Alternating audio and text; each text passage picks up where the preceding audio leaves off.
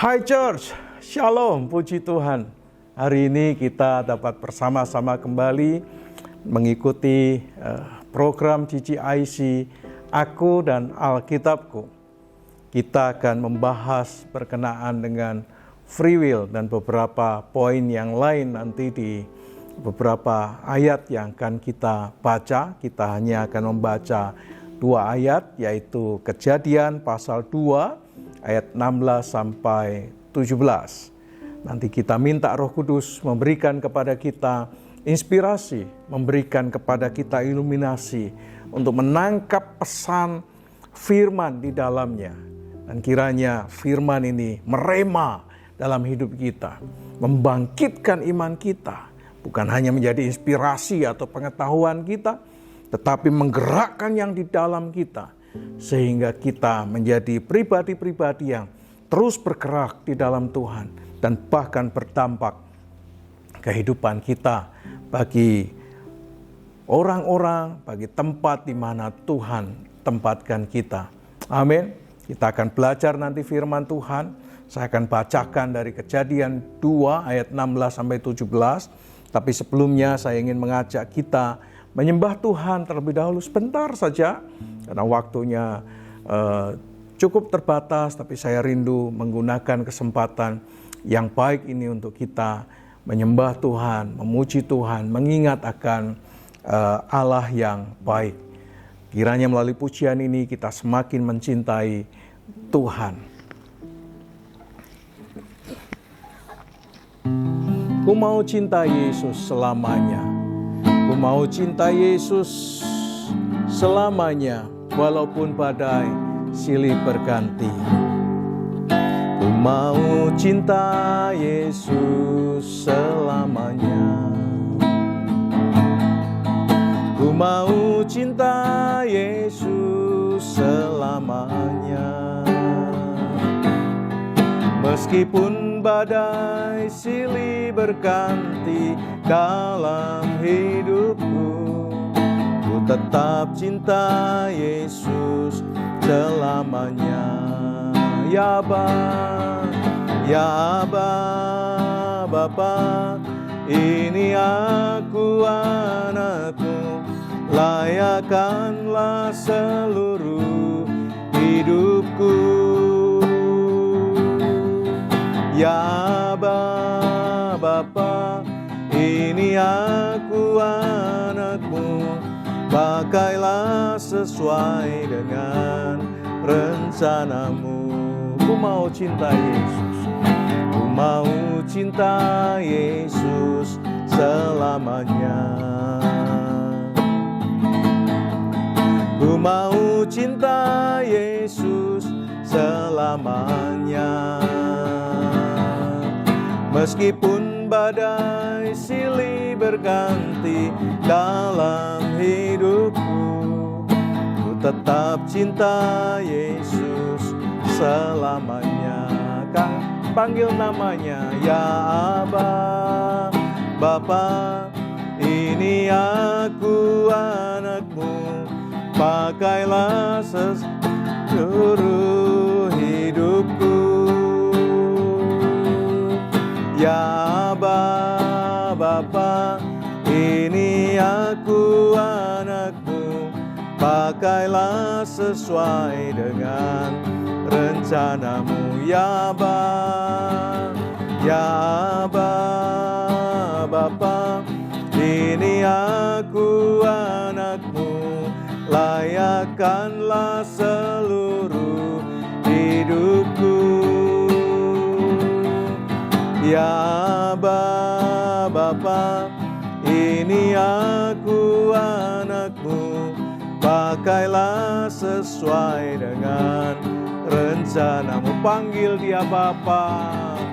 Ya Aba, Bapa, ini aku anakmu, layakkanlah seluruh hidupku.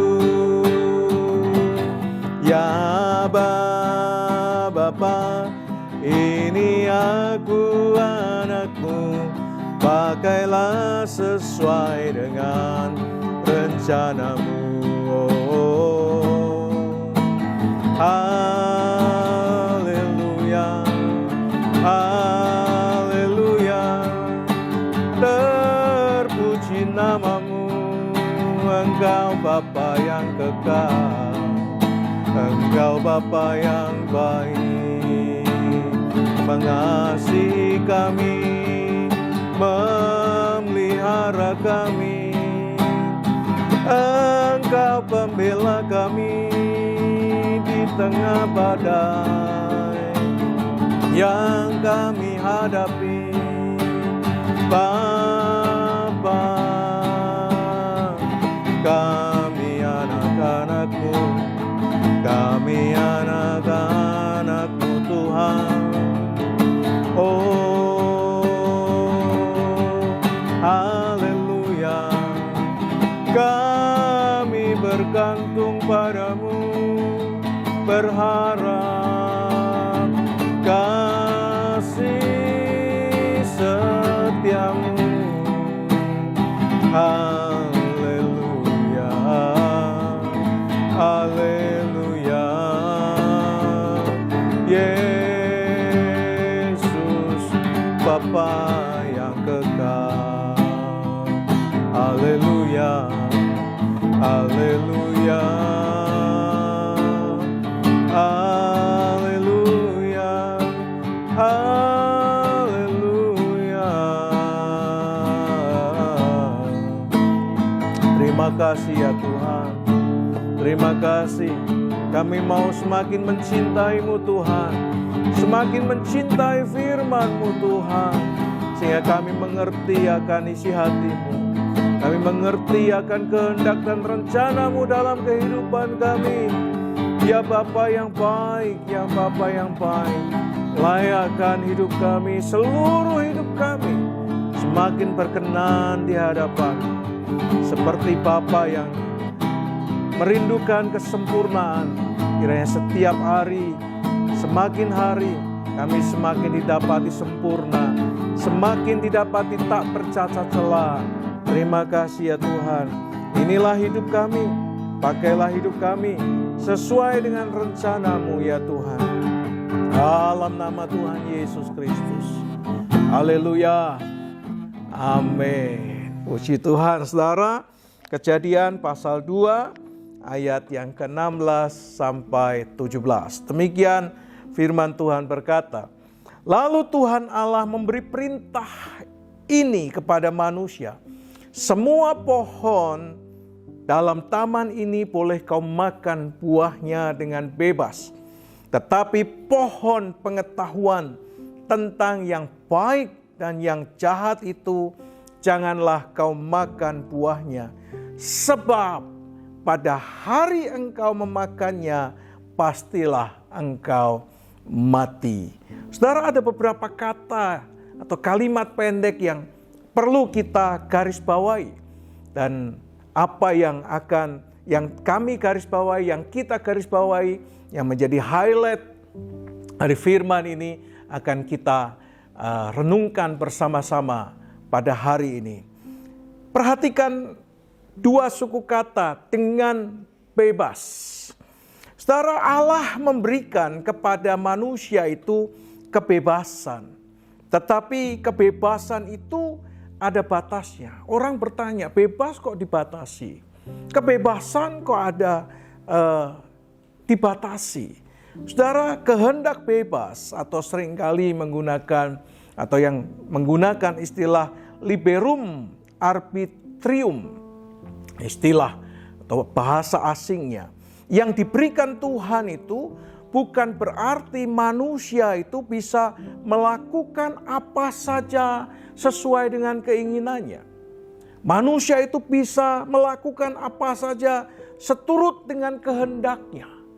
Tetapi kehendak bebas yang dianugerahkan Tuhan kepada manusia itu harus diselaraskan dengan kehendak Bapa, dengan kehendak Allah. Sehingga kehendak bebas kita ini seturut, sesuai dengan rencana, sesuai dengan kehendak Bapa dalam kehidupan kita. Kata liber artinya bebas. Kata arbitrium itu artinya adalah kehendak yang dikenal dengan free will, arbitrium, free will atau kehendak bebas.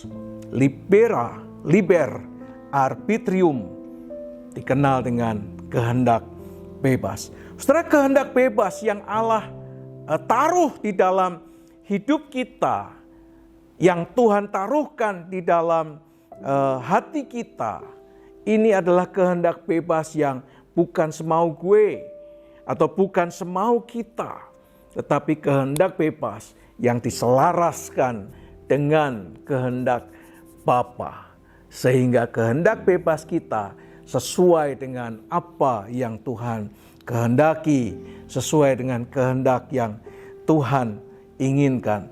Kehendak bebas yang Allah taruhkan di dalam hidup manusia. Oleh karena itu, saudara dan saya sebagai umat Allah, sebagai manusia, perlu menyadari bahwa kemauan kita, kehendak bebas kita, hasrat kita itu lahir dari pikiran dan perasaan yang Allah taruh di dalam diri manusia. Sehingga kehendak bebas itu memang Tuhan kehendaki supaya dilakukan, dilaksanakan, dipraktekkan, diimplementasikan sesuai dengan apa yang Tuhan kehendaki. Saudara, kehendak bebas itu membuat manusia memiliki pilihan sebetulnya. Ada beberapa pilihan atau pilihan-pilihan dalam kehidupan kita. Manusia dapat memilih untuk taat kepada Allah atau memberontak kepada Allah. Saudara, kehendak bebas kita ini dikunci yang mana? Atau terkunci di kata yang mana? Taat atau memberontak. Kalau kehendak bebas itu dikuasai oleh pemberontakan, maka kita akan memilih untuk memberontak kepada Allah daripada memilih untuk taat kepada Allah. Kehendak bebas kita bisa kita arahkan, bisa kita dorong, bisa kita tujukan kepada ketaatan. Kita bisa memilih taat kepada Allah. Dan memilih taat kepada Allah itu adalah kehendak bebas. Karena kehendak bebas itu akan memutuskan dengan nalar yang baik, dengan logika yang baik. Karena ketika memilih taat kepada Allah, berarti dia memilih untuk hidup di dalam Allah, di dalam anugerah Allah, di dalam otoritas, di dalam pimpinan Allah dalam kehidupan mereka.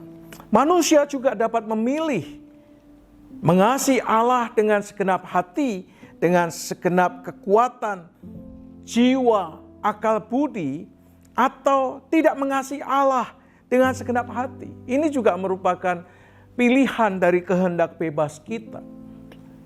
Apakah kehendak bebas kita itu ujung-ujungnya akan memilih tidak mengasihi Allah? Bisa jadi, saudara. Tetapi kehendak bebas kita ini juga bisa memilih untuk mengasihi Allah dengan segenap hati, segenap jiwa, dengan segenap kekuatan, segenap akal budi. Karena dia tahu dengan logik, dengan sadar sesadar-sadarnya, kalau dia memilih mengasihi Allah dengan segenap hati, segenap jiwa, segenap akal budinya, dia ada di dalam anugerah Tuhan. Dia ada dalam perlindungan Tuhan. Dia ada dalam naungan Tuhan. Dia ada dalam lingkaran Tuhan. Sadar, saudara. Tetapi kalau memilih untuk tidak mengasihi Allah, berarti dia sedang memilih untuk jauh dari Allah. Tidak ingin ada di dalam lingkaran Allah. Dia ingin hidup sebebas-bebasnya dalam kekuasaan dosa, dalam kekuasaan roh-roh jahat, kuasa kegelapan. Yang memang untuk itulah mereka menginginkan mereka manusia umat Tuhan menjauh daripada Allah. Dan itu yang memang mereka inginkan. Kita bisa memilih untuk mengasihi Allah. Dan ini logis, ini logik, ini sangat nalar sekali. Oleh karena itu, ini pun merupakan kehendak bebas. Manusia dapat memilih untuk menghormati Allah atau membenci Allah. Mana yang akan kita pilih? Kita bisa pilih menjadi pembenci Allah. Kita tidak ingin menjadi anak-anak Allah. Kita tidak ingin menjadi umat Allah. Kita tidak ingin menjadi penyembah-penyembah Allah. Kita tidak ingin tunduk kepada Allah. Bisa jadi. Dan itu pun keputusan untuk kita pilih. Dan kalau kita memilih yang ini, berarti kita memilih untuk tidak hidup di dalam anugerah Allah. Kita memilih untuk hidup di luar anugerah Allah. Di luar kasih karunia Allah. Kita bisa memilih untuk menghormati Allah sebagai sosok pribadi yang layak untuk ditinggikan, layak untuk diagungkan, layak untuk kepadanya kita sujud menyembah dan memberikan pujian penyembahan yang terbaik kepadanya. Atau memilih untuk tidak melakukan apapun kepada Allah yang telah menciptakan kita. Saudara, untuk pilihan-pilihan itu Allah tidak melakukan intervensi dalam pikiran manusia atau di dalam hati manusia. Karena manusia tidak diciptakan sebagai robot yang diatur harus ini, harus itu. Tapi karena Tuhan sudah menaruhkan di dalam hati kita free will tadi, supaya selaras dengan kehendak Allah. Tuhan menaruhkan di dalam pikiran kita free will tadi, untuk memilih mana yang baik dan mana yang tidak baik. Untuk memilih mana yang dekat dengan Tuhan atau tidak dengan Tuhan. Memilih untuk hidup bersama dengan Allah atau memilih hidup untuk tidak bersama dengan Allah. Tuhan memberikan manusia itu kebebasan. Tetapi saudara, di balik semua kebebasan yang manusia miliki, Allah menginginkan, Allah menghendaki manusia itu menggunakan kebebasannya yang telah diberikan oleh Allah kepadanya itu dengan baik dan demi kepentingan Tuhan sendiri sebetulnya. Jadi kebebasan kita itu tidak diperuntukkan untuk diri kita, tetapi diperuntukkan supaya dengan kebebasan kita itu kita menggunakannya untuk kemuliaan nama Tuhan. Manusia bisa memilih, saudara, untuk memilih menjadi hamba Tuhan atau memilih menjadi hamba iblis. Mana yang kita pilih? Kita bisa saja memilih, aku ini hamba Tuhan. Tapi atau sebaliknya, saudara bisa memilih menjadi hamba iblis, menjadi hamba Tuhan atau menjadi hamba uang. Kalau kita bisa menjadi hamba Tuhan, itu jauh lebih mulia dibandingkan menjadi hamba uang. Uang menjadi tuan kita, bukan Tuhan yang menjadi tuan kita. Kita menjadi hamba Tuhan atau menjadi hamba dosa. Dikuasai oleh dosa, dikendalikan oleh dosa, didrive oleh dosa.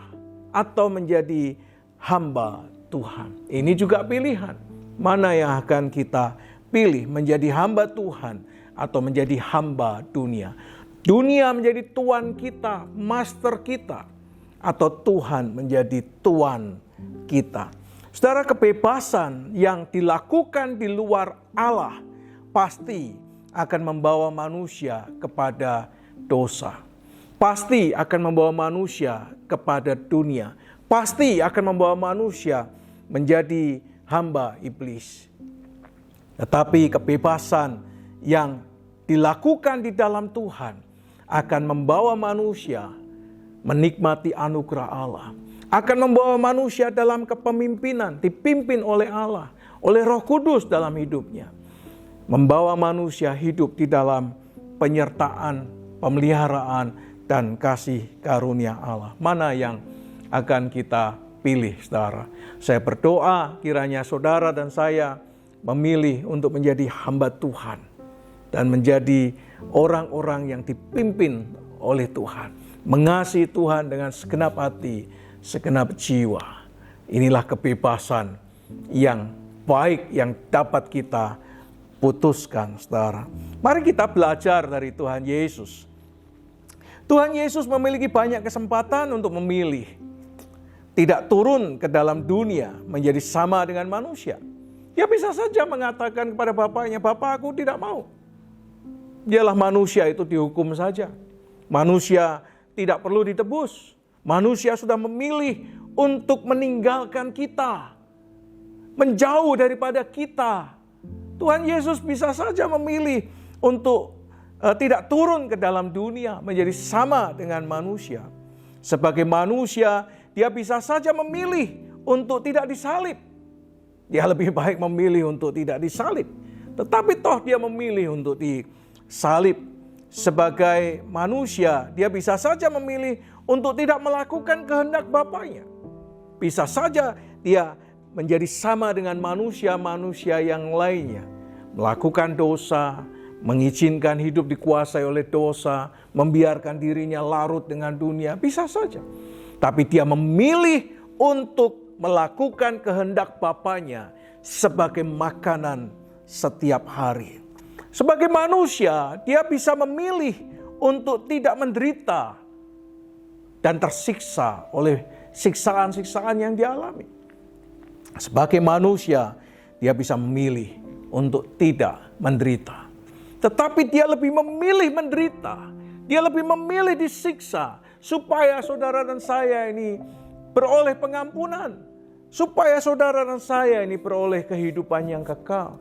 Dia rela menderita, dia lebih memilih menderita. Karena itulah jalan yang ditempuhnya. Supaya saudara dan saya beroleh kasih karunia dari Bapa. Sebagai manusia, dia bisa saja menolak untuk disalibkan. Menolak semua kehendak Bapaknya. Tapi once dia menolak semua dari kehendak Bapaknya, saudara dan saya tidak akan ada di dalam anugerah Tuhan hari ini. Kalau once dia menolak semua kehendak Bapaknya untuk dilakukan selama dia di bumi ini, maka pada saat yang sama hari ini, saudara dan saya tidak akan pernah ada di rumah Tuhan. Saudara dan saya tidak akan pernah menikmati anugerah keselamatan. Kita akan binasa. Tapi dia memilih untuk melakukan kehendak Bapaknya. Yang secara daging itu tidak nyaman. Yang secara daging itu menyakitkan. Yang secara daging dia tidak tahan sebetulnya. Tetapi demi saudara dan saya, dia memilih untuk disalib. Dia memilih untuk menderita. Dia memilih untuk melakukan semua kehendak Bapaknya. Tuhan Yesus lebih memilih untuk taat kepada kehendak Bapaknya. Karena ketaatannya itulah hari ini saudara dan saya, kita beroleh pengampunan dan beroleh anugerah keselamatan. Bagaimana dengan kita, saudara? Apa yang akan kita lakukan dengan kehendak bebas yang Tuhan taruhkan di dalam hidup kita, di dalam hati kita? Kita akan meneladani Adam pertama atau meneladani Adam kedua? Mana yang akan kita pilih? Meneladani Adam pertama atau meneladani Adam kedua, yaitu Yesus? Kita bergeser pada kata kedua, tetapi, saudara. Ayat 17 mengatakan tetapi, saudara. Nah, kata tetapi ini sangat penting untuk diperhatikan. Untuk kita renungkan baik-baik. Di balik semua kebebasan yang Tuhan berikan kepada manusia, ada perkecualian di balik kebebasan yang dimiliki oleh manusia. Yang lain boleh dilakukan, tetapi yang ini tidak boleh dilakukan. Yang ini boleh, yang itu tidak boleh. Yang lain boleh dimakan, tetapi yang ini tidak boleh dimakan. Saudara, jalan yang ini boleh dilalui, tetapi jalan yang itu tidak boleh dilalui, dan seterusnya. Jadi kata tetapi ini merupakan satu hal yang penting. Ada hal yang boleh dilakukan, ada hal yang tidak boleh dilakukan dalam kehidupan orang percaya. Mengapa, saudara, ada perkecualian? Karena apabila perkecualian itu dilanggar, ada konsekuensi yang harus ditanggung oleh manusia. Dalam hal ini manusia akan mati. Saudara, konsekuensinya adalah mati ketika itu dilanggar.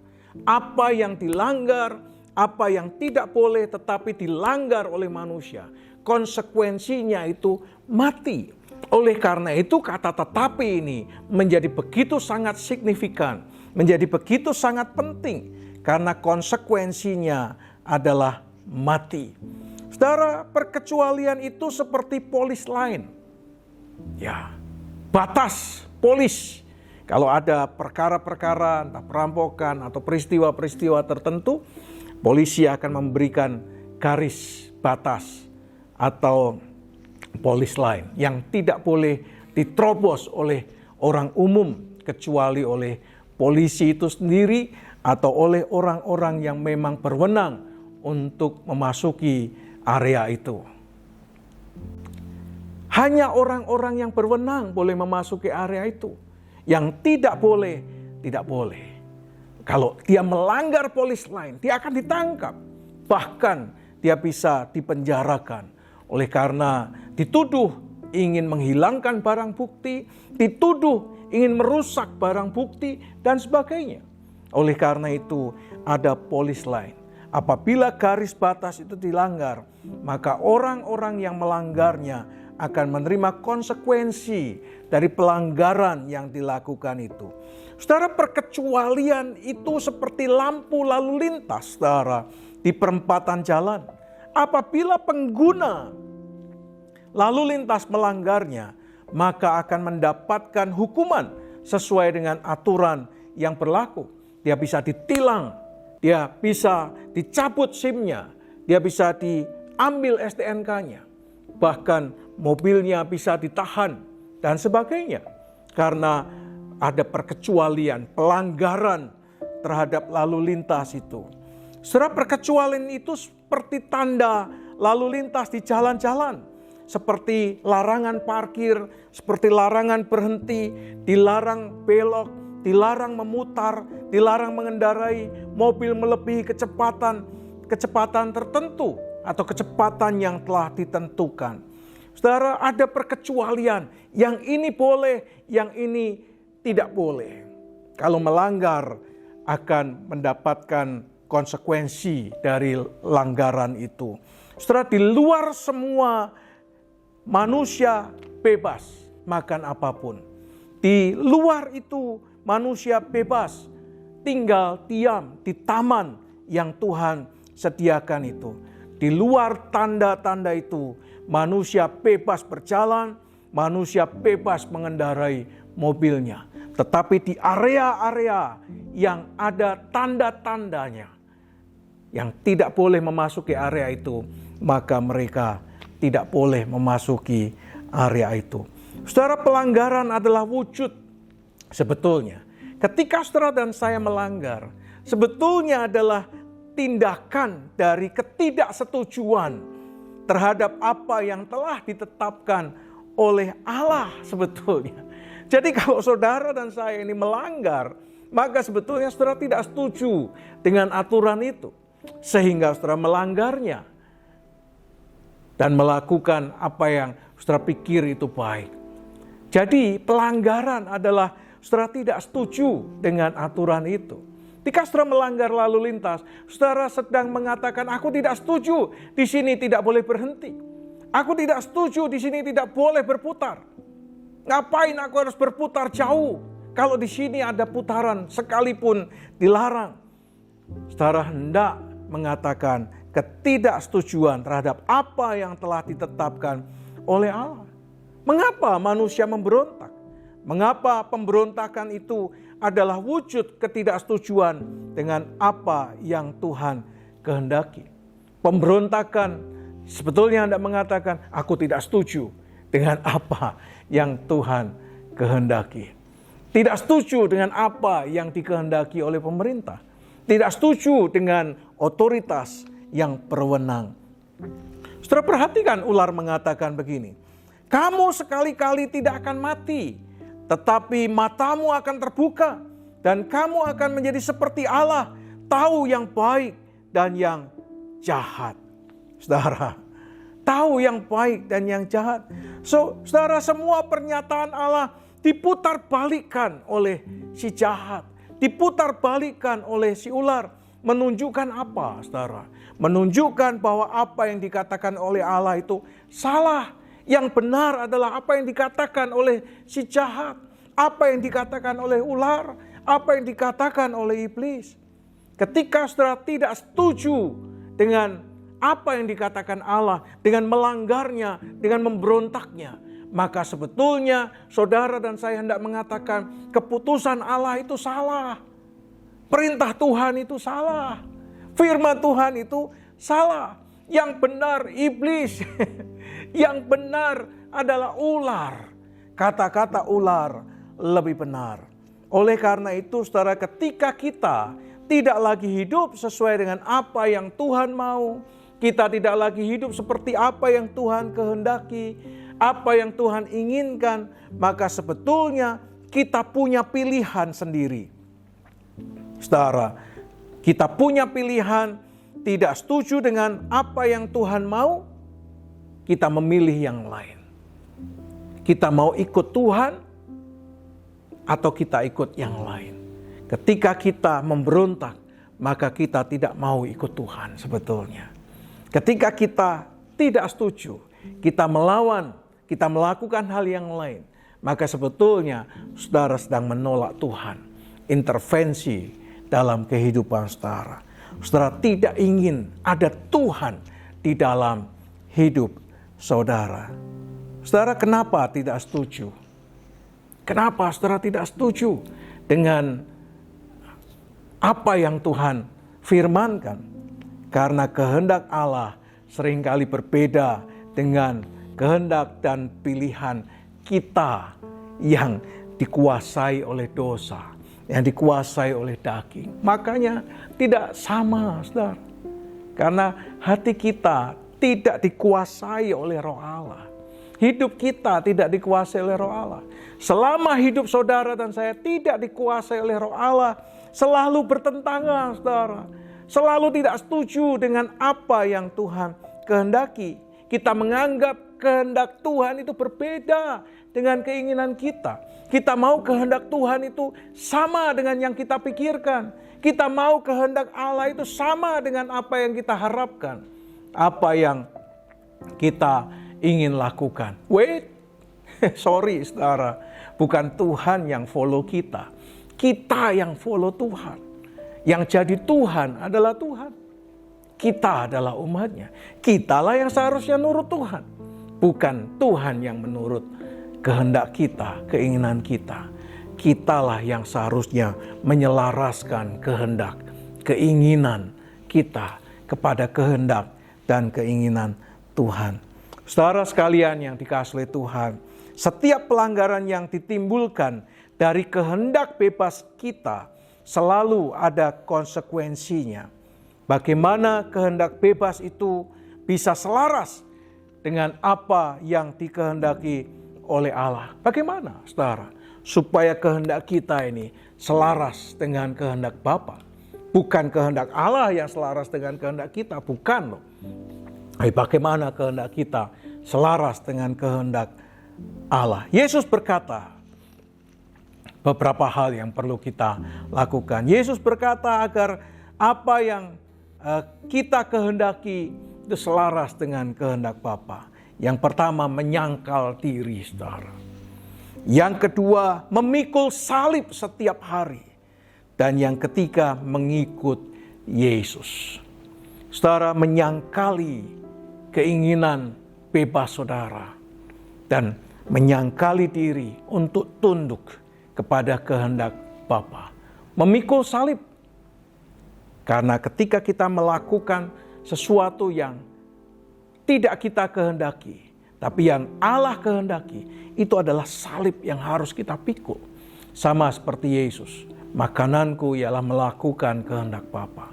Dia tidak melakukan kehendak yang lain, kecuali kehendak Bapanya. Dia pikul salib, apa yang menjadi kehendak Bapanya.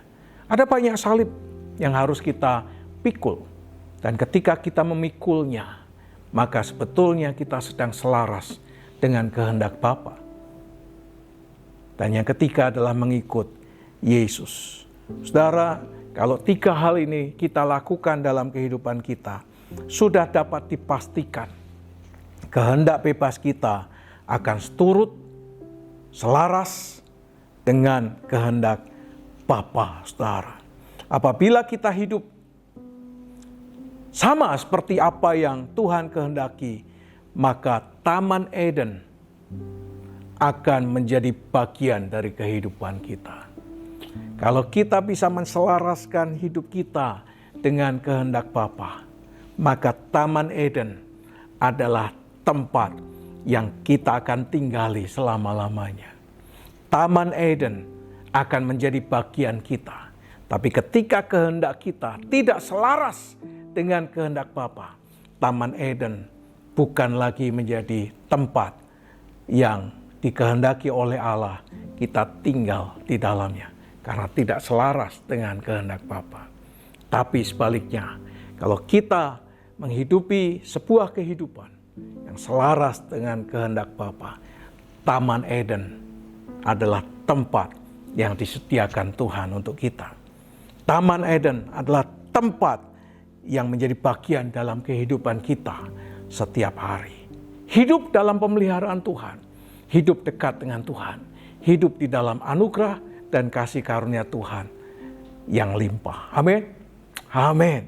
Kita berhenti sampai di sini. Kita akan lanjutkan nanti di Aku dan Alkitabku di seri atau di ayat yang berikutnya. Saya berdoa ini akan menjadi berkat bagi kita. Saya ajak kita menyanyikan satu pujian, Tuhan, ku mau menyenangkan-Mu. Biarlah hidup kita semakin menyenangkan hati Tuhan. Amin. Amin.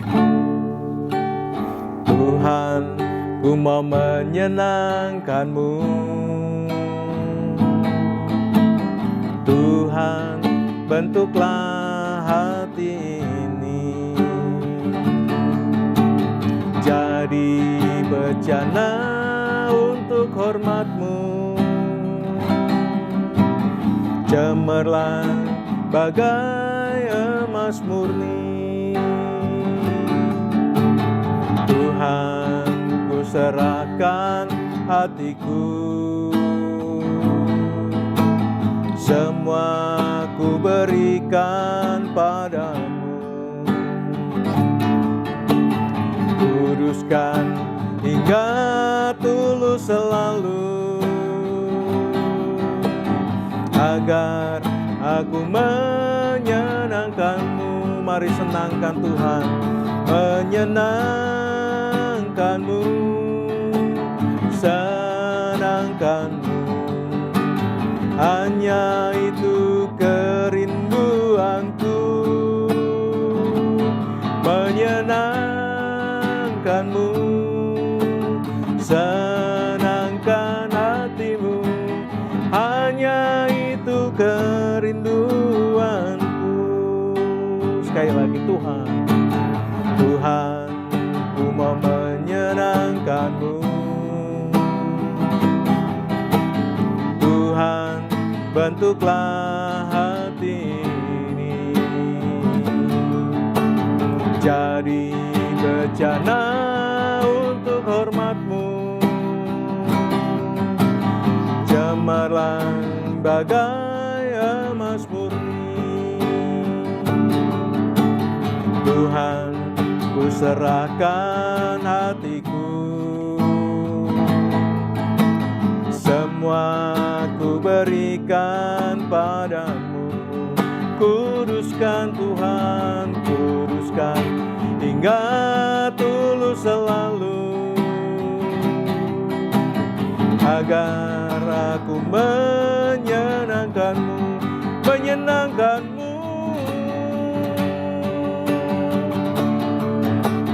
Senangkan-Mu, hanya itu kerinduanku.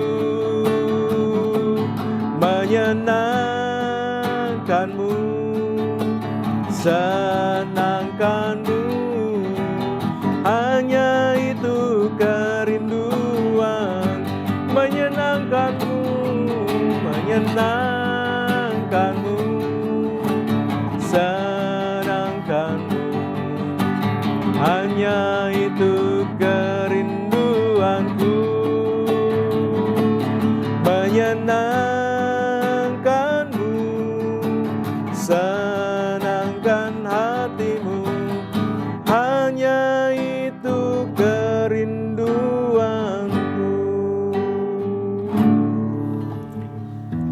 ketika kehendak kami, kehendak bebas kami selaras dengan kehendak-Mu, dengan keinginan-Mu, dengan kemauan-Mu, maka kami dapat menyenangkan hati Tuhan. Kami membuat Tuhan bersuka cita karena umat-Nya dapat hidup seperti yang Tuhan kehendaki. Terima kasih Bapa, terima kasih. Kami mau serahkan hati kami, hidup kami, dan semua kami berikan kepadamu untuk kemuliaan nama-Mu ya Tuhan. Terima kasih Bapa, kami bersyukur. Biarlah semakin hari kami didapati sempurna, seperti Bapa di surga sempurna adanya. Semakin hari, semakin kami didapati kehendak kami, tindakan kami, keinginan kami, pilihan hidup kami, seperti yang Tuhan kehendaki, seperti yang diinginkan oleh Tuhan, seperti yang Tuhan mau. Sehingga Taman Eden menjadi tempat yang Tuhan sediakan bagi kami. Kami menikmati Taman Eden. Kami menikmati kehidupan dalam pemeliharaan, dalam anugerah, dalam kasih karunia Tuhan yang sempurna. Terima kasih Tuhan, kami bersyukur untuk hari ini. Biarlah anak-anak-Mu boleh memilih untuk taat, memilih untuk mengasihi Allah, memilih untuk mengikuti, mentaati firman Tuhan sebagai pilihan-pilihan mereka, sebagai bagian yang mereka putuskan untuk mereka hidupi. Mereka setuju dengan Allah, itu berarti mengizinkan Allah tinggal dalam kehidupan mereka. Terima kasih Bapa, kami bersyukur di dalam nama Tuhan Yesus Kristus. Kiranya damai sejahtera dari Allah Bapa, cinta kasih sayang daripada Tuhan Yesus Kristus, persekutuan pertolongan pimpinan dan kuasa Roh Kudus menyertai saudara sekalian dari sekarang sampai selama-lamanya. Di dalam nama Tuhan Yesus Kristus. Amin. Puji Tuhan saudara, kita sudah belajar Aku dan Alkitabku. Saya berdoa ini akan membawa kita semakin dalam di dalam firman Tuhan. Amin. Mari hidupi firman Tuhan dan firman Tuhan hidup di dalam kehidupan kita. Maka kita akan menikmati anugerah Tuhan yang limpah. Amin. Amin. Puji Tuhan. You are blessed.